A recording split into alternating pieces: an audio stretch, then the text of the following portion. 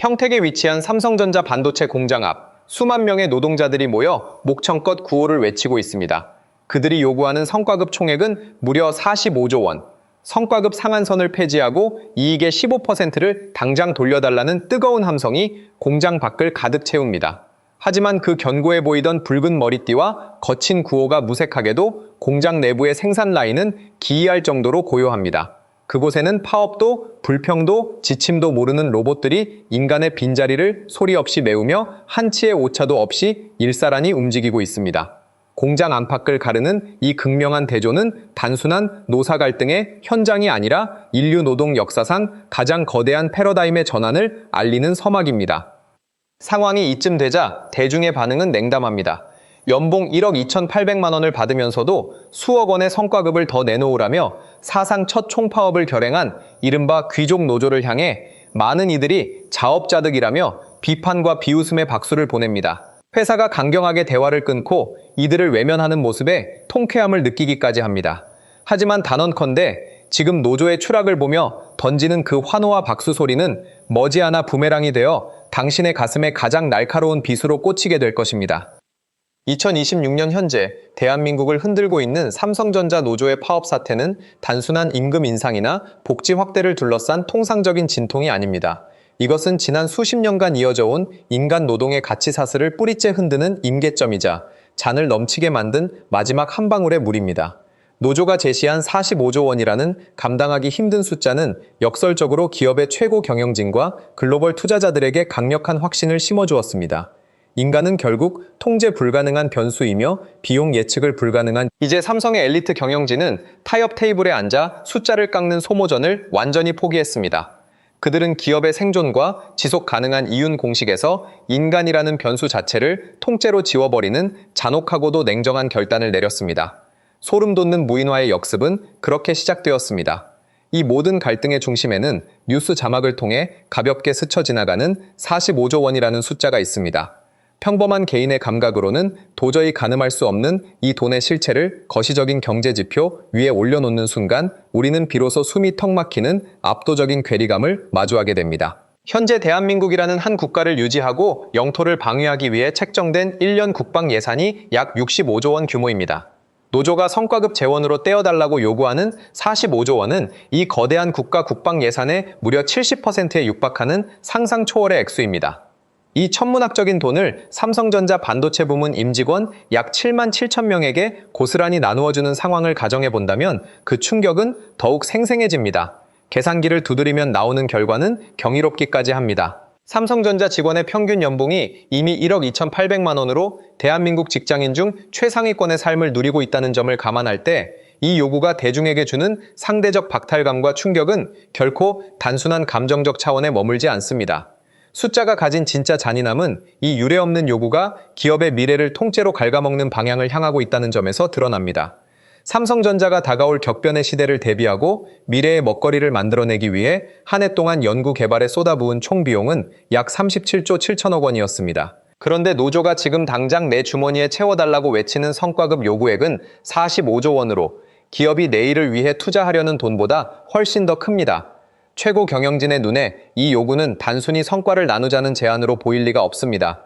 이는 다가올 겨울을 나기 위해 남겨둔 소중한 시종자를 모두 털어 오늘 저녁 잔치상에 올려버리자는 파멸적인 요구로 읽힐 뿐입니다. 당장 눈앞의 거대한 실적에 취해 미래의 성장 동력을 통째로 도려내겠다는 노조의 완강함은 경영진에게 깊은 위기감과 함께 커다란 분노를 심어주었습니다. 2026년 4월 기준으로 삼성전자 노조 조합원 수는 7만 4천 명을 넘어섰고 이는 전체 임직원의 절반을 초과한 수치였습니다. 머릿수만으로도 이미 회사를 좌지우지할 수 있는 거대한 권력이 형성된 것입니다. 이를 증명하듯 사상 첫 총파업을 위한 쟁의 행위 찬반 투표는 무려 93.1%라는 압도적인 찬성률로 통과되었습니다. 조합원 10명 중 9명 이상이 전쟁을 불사하겠다는 뜻을 밝힌 셈이며 법적인 파업권까지 완벽하게 확보한 노조는 언제든 거대한 반도체 공장의 전소를 파업을 준비하는 과정에서 비노조원 직원 2만 명이 넘는 부서명, 이름, 사번 등 극도로 민감한 개인정보 명단이 사내 시스템을 통해 유출되어 외부로 유포되는 전대미문의 사건이 발생한 것입니다. 사실상 누가 우리 편이 아닌지 감시하고 압박하기 위한 블랙리스트 의혹이 수면 위로 드러난 순간이었습니다. 사측은 즉시 경찰에 고소장을 접수했고 일주일 뒤 수원지방법원에 위법쟁의 행위 금지 가처분 신청을 냈습니다. 법원 서류에 적시된 장비 손상 테이블은 산산조각이 났습니다. 노조는 성과급 상한선을 완전히 폐지하고 이익이 나는 대로 제한 없이 가져가겠다는 입장을 굽히지 않았고 회사는 미래를 포기하면서까지 그 요구를 들어줄 수는 없었습니다. 벼랑 끝 대치 상황 속에서 사측은 뼈아픈 진실을 깨달았습니다. 상대는 대화로 타협할 수 있는 파트너의 선을 넘어섰으며 여기서 한 발짝이라도 물러서는 유화책을 펼치는 것은 기업의 미래를 포기하는 자멸 행위라는 사실이었습니다. 붉은 머리띠를 맨 과반의 군대와 법정 무기까지 장착한 노조의 기세등등한 진격 앞에서 삼성 경영진은 마침내 주먹 대 주먹으로 맞붙는 전면전 대신 판 자체를 완전히 뒤엎어버리는 가장 냉혹하고도 거대한 반격을 준비하기 시작했습니다. 오늘 타협하면 내일은 없다는 절대적인 결단이 내려진 것입니다. 수만 명의 조합원이 파업 깃발을 흔들며 거리를 가득 메우고 있던 2026년 3월 1일, 삼성전자 경영진은 노조의 요구에 응답하는 대신 전 세계를 향해 지극히 차갑고도 파격적인 공식 선언을 던졌습니다. 바로 2030년까지 국내외 모든 생산 공장을 인공지능 기반의 AI 자율 공장으로 100% 전환하겠다는 대담한 비전이었습니다. 이는 단순히 노조의 기세를 꺾기 위한 일시적인 엄포나 흔한 마케팅용 수사가 아니었습니다. 과거의 자동화가 인간이 미리 입력해둔 프로그래밍 코드와 명령 체계에 따라 기계가 단순 반복 작업을 수행하는 수동적인 방식이었다면 새로운 자율 공장은 기계 스스로가 상황을 인지하고 판단하여 문제를 독립적으로 해결하는 능동적인 시스템입니다. 최신 스마트폰 갤럭시 S26 시리즈에서 전격적으로 선보인 고도의 에이전틱 AI 기술을 거대한 반도체 생산 라인 전체에 그대로 이식하는 구조입니다. 공장 자체가 하나의 거대하고 정밀한 인공지능 두뇌로 변모하여 인간의 지시 없이도 스스로 가동하는 이 믿기 힘든 시나리오는 노조가 서 있던 협상 테이블 자체를 바닥부터 통째로 치워버리겠다는 사측의 강력하고 냉정한 의지였습니다. 이 가공할 만한 인공지능 공장의 핵심 기둥은 인간의 손과 발, 그리고 오감을 완벽하게 대체할 4가지 전천후 로봇 부대입니다. 먼저 공장 내 수많은 설비의 상태를 실시간으로 모니터링하고 미세한 이상 징후를 감지해 조치하는 오퍼레이팅 봇이 생산의 최전선을 지킵니다.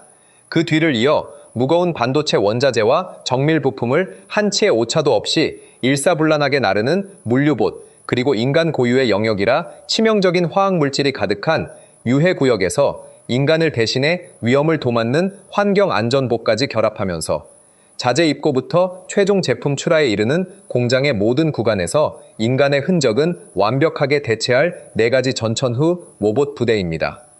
여기에 공장의 물리적 구조를 가상 공간에 완벽하게 복제해두는 디지털 트윈 기술이 시너지를 발휘합니다. 노조가 아무리 현실의 공장 라인을 점거하고 쇠사슬로 문을 걸어 잠그더라도 경영진은 컴퓨터 속 가상 쌍둥이 공장을 끊임없이 돌리며 공정 매개 변수를 최적화하고 시뮬레이션을 이어갈 수 있습니다. 파업이 끝나고 현실의 공장 전원이 다시 켜지는 순간 그곳에는 더 이상 복귀할 인간의 자리가 남아있지 않도록 설계 구조 자체가 변경되어 있는 것입니다. 사실 삼성전자 반도체 공정의 핵심인 웨이퍼 가공과 회로 형성을 담당하는 전 공정의 자동화율은 이미 90%를 넘어선 지 오래입니다. 문제는 수많은 작업자의 손길이 필요해 무인화의 난공불락이라 여겨졌던 후공정, 패키징 및 테스트 영역이었습니다.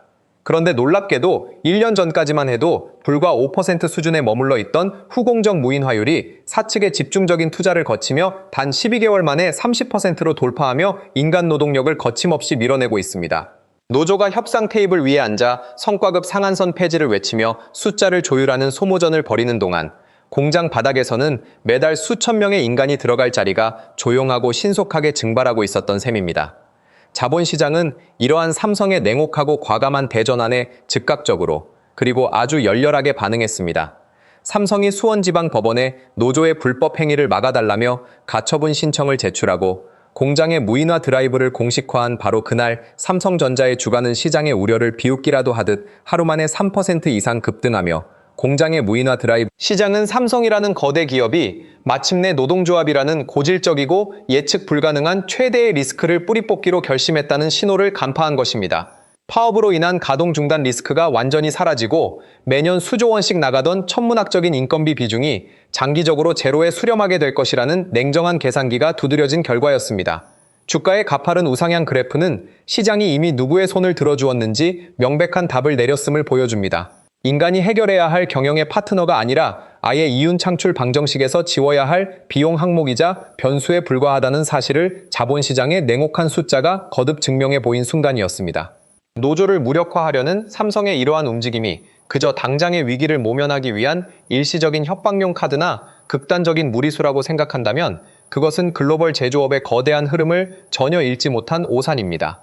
삼성이 선택한 이 냉혹한 무인화의 길은 이미 길 건너에 있는 대한민국의 또 다른 제조거인 현대자동차그룹이 정확히 5년 전에 막대한 자본을 던져 먼저 걸어간 검증된 이정표입니다. 지난 2021년 현대차의 정의선 회장은 미국의 로봇 전문기업 보스턴 다이내믹스의 지분 80%를 전격 인수했습니다. 세계적인 빅테크 기업 구글이 수익성을 이유로 내다버렸고 일본의 소프트뱅크마저 막대한 적자를 견디지 못해 매물로 내놓은 골칫덩이 회사를 현대차가 굳이 떠안았기 때문입니다.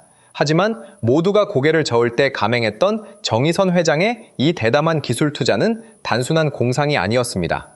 그것은 노동조합의 상습적인 파업과 고임금 구조가 제조업의 미래를 영원히 갉아먹기 전에 생산기지의 주도권을 인간에게서 빼앗아 오겠다는 치밀하고도 거대한 장기차 전용 신공장인 메타플랜트 아메리카의 내부에서 완벽한 현실로 구동되고 있습니다. 이 거대한 공장 바닥에서는 더 이상 땀 흘리며 무거운 부품을 나르는 생산직 노동자들의 모습을 찾아볼 수 없습니다.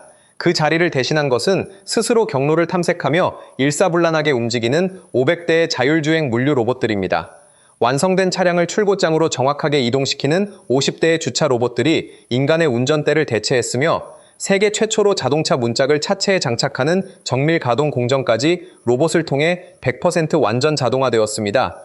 공장 구석구석을 기민하게 돌아다니며 단 하나의 미세한 결함도 놓치지 않고 제품을 감시하는 것은 보스턴 다이내믹스의 사족보행 로봇 게스팟입니다. 이는 단순한 시범 운영이나 홍보용 영상이 아니라 매일 수천 대의 자동차가 완벽한 무인 시스템 속에서 쏟아져 나오는 지금 이 순간의 생생한 제조업 풍경입니다. 현대차는 이미 인간이 없는 공장이 훨씬 더 효율적이고 안전하며 안정적이라는 사실을 글로벌 시장에 증명해 보였습니다. 이제 이 거대한 패러다임의 전환은 오는 2028년과 2030년 사이 더욱 파멸적인 최종 진화 단계인 휴머노이드 로봇의 대량 투입 시대로 직행하고 있습니다. 현대차는 이미 2028년부터 조지아 공장에 차세대 인간형 로봇 아틀라스를 정식 배치하고 2030년까지 연간 최대 3만 대 규모로 휴머노이드 로봇의 대량 투입 시대로 직행하고 있습니다. 이 시점이 되면 인간 노동자와 로봇의 생존 경쟁은 게임 자체가 성립하지 않는 잔혹한 경제학의 영역으로 진입하게 됩니다. 현재 삼성전자 직원의 평균 연봉은 1억 2,800만 원으로 고공행진을 이어가고 있습니다. 반면 이미 시장에 출시된 국내 산업용 휴머노이드 로봇은 6천만 원대이며 중국의 유니트리가 내놓은 로봇은 고작 2천만 원대에 불과합니다. 심지어 저가형 모델은 200만 원에서 800만 원 선까지 가격이 폭락했습니다. 게다가 이 로봇들은 성과급 상한선 폐지를 요구하며 머리띠를 매지 않으며 블랙리스트를 돌리지도 않고 지치지도 않은 채 24시간 내내 공장을 돌립니다. 비용 격차가 최소 6배 이상 벌어지는 이 명백한 계산기 앞에서 삼성이 현대차의 뒤를 이어 무인화를 서두르는 것은 결코 우발적인 분노가 아니라 글로벌 생존을 위한 지극히 당연하고도 필연적인 선택입니다. 많은 이들은 이러한 무인화의 칼바람이 오직 거친 작업복을 입고 공장 라인에 서는 생산직 노동자들만 이야기일 것이라며 선을 긋고 안도합니다. 하지만 최근 발표된 한국고용정보원과 통계지표들은 이미 제조업의 오랜 고용 생태계가 뿌리째 흔들리고 있음을 경고합니다. 지난 2025년 대한민국 제조업 총종사자 수는 전년 대비 1만 명이 넘는 감소세를 기록하며 하락 국면으로 완전히 접어들었습니다. 특히 가장 뼈아픈 대목은 청년들이 그토록 갈망하던 양질의 일자리인 정규직 자리가 최근 5년 만에 가장 큰 폭으로 증발했다는 사실입니다. 다가올 미래의 고용 전망 역시 마이너스 성장이 예고되어 있으며 중요한 것은 이 공백이 새로운 청년 구직자들로 채워지는 것이 아니라 매년 38%씩 폭발적으로 성장하는 글로벌 휴머노이드 로봇 군대에 의해 완벽하게 지워지고 있다는 점입니다. 생산직 노동의 시대는 이미 종말을 향해 가고 있습니다. 더욱 잔인한 현실은 스펙의 정점에 서 있다고 자부하는 고학력 고스펙의 화이트칼라 인재들과 연구원들의 머리 위로도 이미 차가운 쓰나미가 덮치고 있다는 사실입니다. 글로벌 반도체 시장의 냉혹한 전쟁터에서 들려오는 소식들은 이 공포가 환상이 아님을 증명합니다. 반면 거대한 무인화 시스템과 고도의 효율성으로 전 세계 파운드리 시장의 71%를 집어삼킨 대만의 TSMC는 매출이 무려 31.6% 급증하는 괴물 같은 독주를 이어가고 있습니다. 인텔의 비극은 그들이 못나서가 아니라 글로벌 무한 경쟁의 생존 게임에서 대규모 인력을 유지하는 구조 자체가 이미 도태의 지름길임을 보여주는 명백한 증거입니다. 이제 글로벌 인류 기업들에게 대규모 감원과 인력 효율화는 위기 상황에서나 꺼내는 일시적인 비상 조치가 아니라 매일매일 실행해야 하는 새로운 평시 상태로 자리 잡았습니다. 에이전틱 AI는 더 이상 인간의 비서 역할에 만족하지 않으며 방대한 빅데이터를 스스로 분석하고 고차원적인 연구 보고서의 초안을 단 몇 초 만에 완벽하게 작성해냅니다. 과거에는 명문대 석박사 학위를 취득한 초임 연구원들이 밤을 새우며 수행하던 핵심 데이터 가공과 기초 설계 업무를 이제는 인공지능이 인간보다 훨씬 저렴하고 정확하게 처리하는 것입니다. 이로 인해 수년 동안 상아탑에서 밤을 지새우며 고도의 지식을 쌓아 올린 석박사 졸업생들은 사회에 첫 발을 내딛기도 전에 자신의 전문 지식이 이미 기계에 의해 정복당한 구시대의 유물이 되어버리는 끔찍한 단절을 경험하고 있습니다. 기계는 인간의 육체 노동뿐만 아니라 정신 노동의 진입로마저 철저하게 차단하고 있습니다. 취업시장의 가장 높은 진입장벽 뒤에 숨어 자신들의 안전을 확신했던 엘리트 집단이야말로 자신들이 가려던 고급 일자리의 초기 단계가 통째로 기계화되는 역설적인 부메랑을 가장 먼저 맞닥뜨리고 있는 셈입니다. 삼성이 공장에서 사람을 빼고 그 자리에 로봇을 앉히는 이 잔혹한 드라마를 보며 여전히 나와는 상관없는 대기업의 밥그릇 싸움이라며 방관하는 이들이 많습니다. 당장 대한민국에서 가장 소득이 높은 편에 속하는 삼성전자 직원 한 명이 1억 2천만 원 수준의 연봉을 받을 때 국가에 내는 소득세와 4대 보험료는 연간 약 3천만 원에 달합니다. 만약 사측의 계획대로 생산 라인과 사무실에서 노동자 1만 명이 로봇으로 대체된다면 매년 국가 재정으로 들어오던 3천억 원이라는 어마어마한 세수와 사회보장기금이 한순간에 증발해버립니다. 공장을 가득 채운 로봇은 한치의 오차도 없이 엄청난 이익을 찍어내지만 소득세를 내지 않으며 건강보험료나 국민연금도 분담하지 않습니다. 시스템의 마지막까지 남아 피땀 흘려 월급을 받는 유일한 존재, 바로 나와 당신을 포함한 일반 직장인들의 지갑을 더욱 쥐어짜 채울 수밖에 없습니다. 이 청구서는 우리의 은퇴 이후를 책임질 노후 자산과 자녀들의 미래 기회마저 송두리째 흔들어 놓습니다. 현재 대한민국 국민들의 노후 보루인 국민연금이 보유하고 있는 삼성전자 주식의 가치는 약 42조 5천억 원에 달하며 지분율은 7.6%에 육박합니다. 여기에 이익률은 치솟고 주가도 올라갈 것입니다. 표면적으로는 우리의 연금 수익률이 좋아지고 주식 계좌가 불어나는 축복처럼 보입니다. 하지만 그 이면을 들여다보면 우리의 연금 가치가 올라가는 속도와 정확히 비례해서 내 자녀와 내 조카들이 들어갈 수 있는 양질의 일자리가 통째로 지워지는 지독한 비대칭적 비극이 완성됩니다. 내 노후는 조금 더 안전해질지 몰라도 내 아이가 당장 내년에 원서를 쓸 직장은 사라지는 이 잔인한 등가 교환의 현실을 우리는 마주하고 있습니다. 공장에서 일하던 수만 명의 노동자가 사라지면 점심시간마다 줄을 서던 국밥집, 퇴근길 동료들과 한잔 기울이던 치킨집, 주말이면 아이들로 붐비던 학원가 등 지역 상권의 핏줄이 일제히 멈춰섭니다. 청구서는 우편함으로 배달되기 전에 우리 동네 가게들의 간판이 하나둘 내려가는 쓸쓸한 풍경으로 먼저 찾아옵니다. 여기에 엎친 데 덮친 격으로 바다 건너 글로벌 전쟁터의 압박은 1분 1초가 급박하게 돌아가고 있습니다.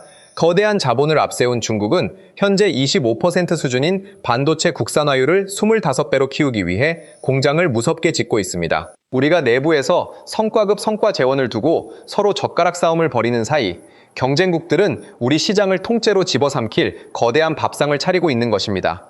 현재 삼성은 엔비디아의 차세대 인공지능 가속기 베라루빈에 탑재될 초고속 메모리 HBM4의 양산을 확정짓고 차세대 AI 시대에 거대한 돈줄을 쥐고 있습니다. 만약 지금 이 순간 노사 갈등과 파업으로 인해 세계 최고 수준의 생산 라인이 단일주일이라도 멈춰선다면 글로벌 빅테크 기업들은 미련 없이 등을 돌릴 것입니다. 글로벌 패권 경쟁에서 한번 밀려난 자리는 결코 되찾을 수 없으며 그 대가는 단순한 대기업의 손실을 넘어 대한민국 경제 전체의 침체라는 한 세대짜리 청구서로 우리 모두에게 돌아오게 될 것입니다. 결국 지금 우리가 목격하고 있는 삼성전자 노조의 파업과 사측의 전격적인 무인화 반격은 단순히 특정 기업의 임금 협상이나 귀족 노조라는 자극적인 프레임에 갇혀 소모적인 감정 싸움을 벌일 문제가 아닙니다.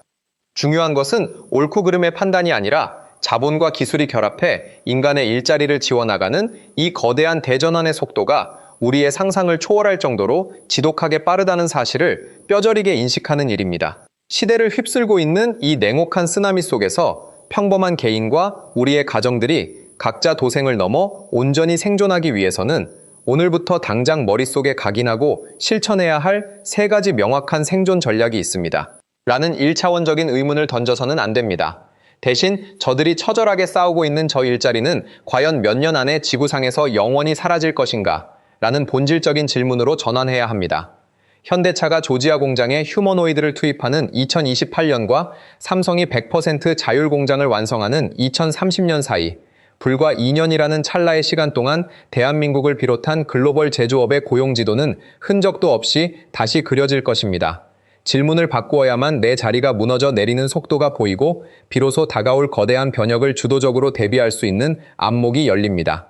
2번째 전략은 내가 가진 자산의 성격과 포지션을 냉정하게 재정의하고 금융 방어벽을 세우는 일입니다.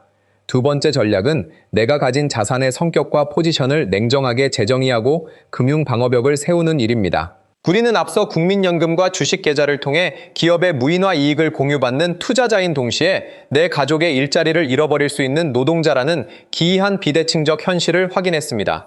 기업이 사람을 잘라내고 로봇을 들여와 주가가 오르면 내 연금과 주식 수익률은 올라가겠지만 역설적으로 내 아이들의 취업 기회는 영원히 박탈당합니다.